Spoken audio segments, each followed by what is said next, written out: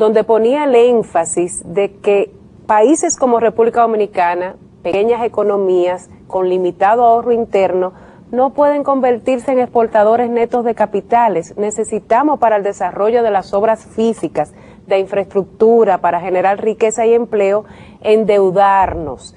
Pero ese endeudamiento tiene que estar focalizado, como se ha hecho en los últimos 6 años, donde la proporción de crédito con organismos multilaterales es la que ha aumentado, que es la deuda blanda, a más largo plazo y a menor tasa. Pero otro aspecto importante, estos países tienen que seguir cogiendo prestado para poder seguir manteniendo ese ritmo de crecimiento. Ahora, ¿dónde está el énfasis? ¿Cuánto cuesta esa deuda? El costo financiero de la deuda, que son los intereses. Y ahí explicaba el Banco Central en su documento que en la medida que se obtiene superávit primario, se garantiza esa sostenibilidad de la deuda, que es el fundamento del programa con el Fondo Monetario Internacional. El 14.5% del PIB, que es el pago de los intereses, es el elemento que hay que tomar en consideración en el análisis, porque la parte de capital se recibe por nuevos desembolsos, o sea, siempre entra más de lo que sale. Eso es una realidad y hay que ver el efecto neto. Pero algunos economistas han duplicado, abultado el tema, pero lo importante es, y es lo que se concluye después en las dos entrevistas, tanto del representante del fondo como del señor Redrado, de que esos datos mantienen y confirman la sostenibilidad en estos momentos de la deuda pública, más aún garantizada por el superávit primario que se tendrá en el 2011 y en el 2012, donde no solo se garantiza su sostenibilidad de hoy, sino que se prevé ya su disminución con relación al PIB dentro del programa con el acuerdo con el Fondo Monetario. Vamos a continuar con la entrevista.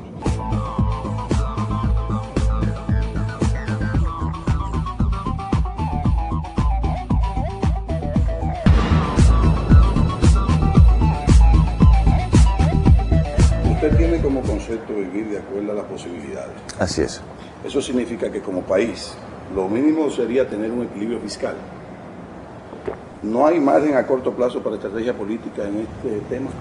Bueno, sin duda que yo miro al equilibrio fiscal, como dimos los economistas, intertemporal, es decir, en el largo plazo. La sustentabilidad fiscal de un país que hace también a lo que es nuestras familias, ¿eh? Nosotros no podemos gastar más de la cuenta, o si tomamos crédito tenemos que tomar de acuerdo a las posibilidades que tenemos de generar recursos. Por lo tanto, yo diría el concepto de solvencia fiscal de mediano plazo. Eso no quiere decir que un año usted no tenga déficit, y sí soy quizás un fuerte defensor de las políticas anticíclicas. Con políticas anticíclicas lo que quiero decir, el Estado, los poderes públicos tienen que guardar en las épocas de vacas gordas para gastar en las épocas de vacas flacas.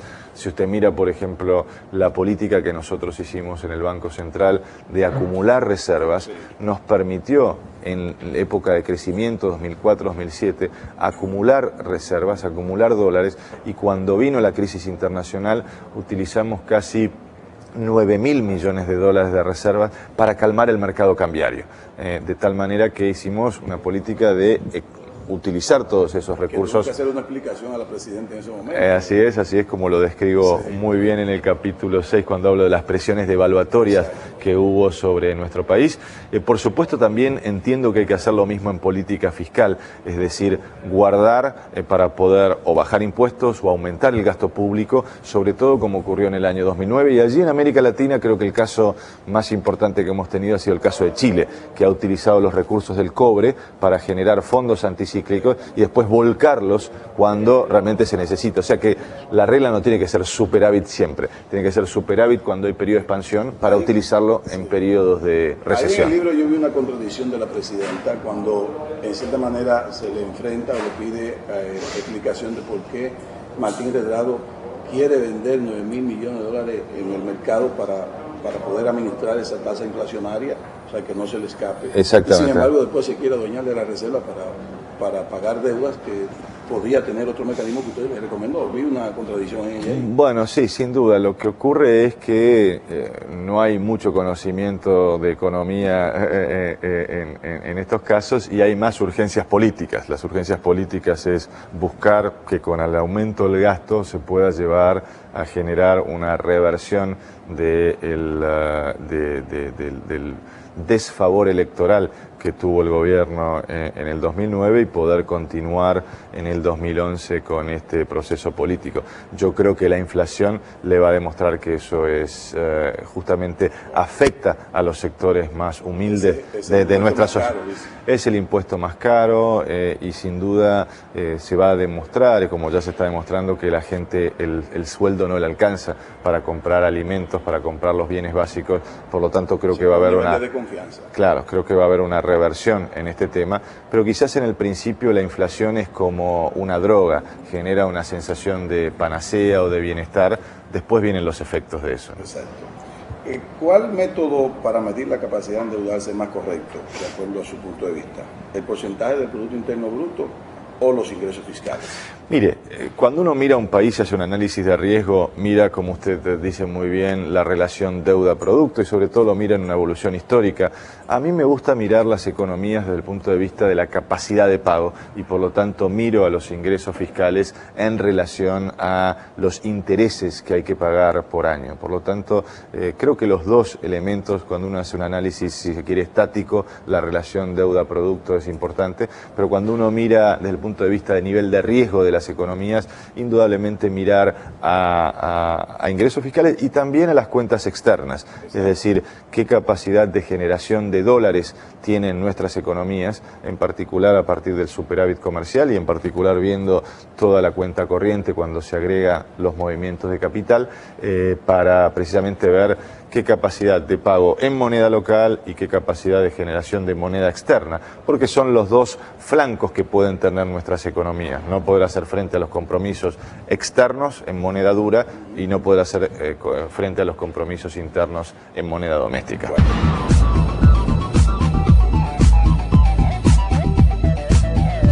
A mí me encanta, señoras y señores, los conceptos que tiene este profesional de la economía respecto al tema de lo que debe ser una política de endeudamiento público, de manejo de crisis e incluso de los resultados fiscales de un gobierno.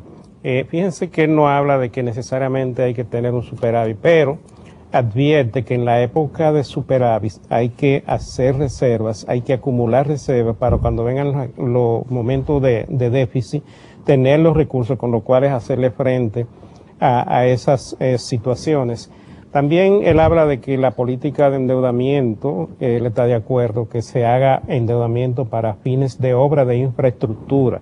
Y yo agregaría que el mejor momento de un gobierno para poderse endeudar en estas condiciones tiene que ser en una situación donde no tenga que financiar un déficit público, porque si tú te endeudas para cubrir un déficit, tú lo que estás es tomando prestado para gastar más, para tener más compromisos de gasto y no para la producción, la construcción de obras reproductivas que son las que ameritan de este tipo de endeudamiento y en condiciones apropiadas, especialmente con organismos internacionales que sean deudas blandas en condiciones de tasa de interés y en condiciones de plazos para ser pagadas por los gobiernos.